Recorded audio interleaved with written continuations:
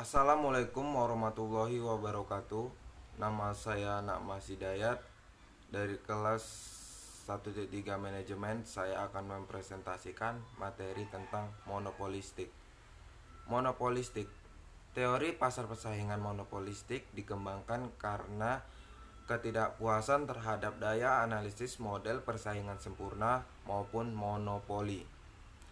Struktur persaingan monopolistik hampir sama dengan persaingan sempurna. Di dalam industri terdapat banyak perusahaan yang bebas keluar dan masuk. Namun, produk yang dihasilkan tidak homogen, melainkan terdiferensiasi.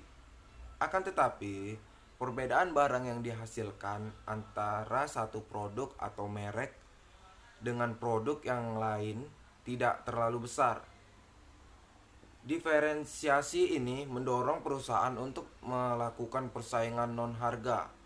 Walaupun demikian, output yang dihasilkan sangat mungkin saling menjadi substitusi dan perusahaan memiliki kemampuan monopoli yang relatif terbatas. Karakteristik pasar persaingan monopolistik.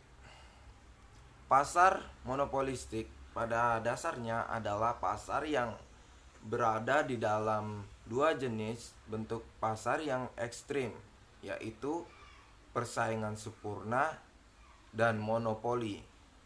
Oleh karena itu, sifat-sifat bentuk pasar ini mengandung unsur-unsur sifat pasar monopoli dan sifat pasar persaingan sempurna. Secara umum, pasar persaingan monopolistik dapat didefinisikan sebagai suatu pasar di mana terdapat banyak produsen atau penjualan yang dihasilkan dan menjual produk yang berbeda coraknya, atau dalam bahasa Inggris differentiation product. Ciri-ciri pasar persaingan monopolistik selengkapnya adalah sebagai berikut. Yaitu yang pertama, terdapat banyak penjualan tetapi tidak sebanyak pasar persaingan sempurna. Perusahaan-perusahaan dalam pasar persaingan monopolistik mempunyai ukuran yang relatif.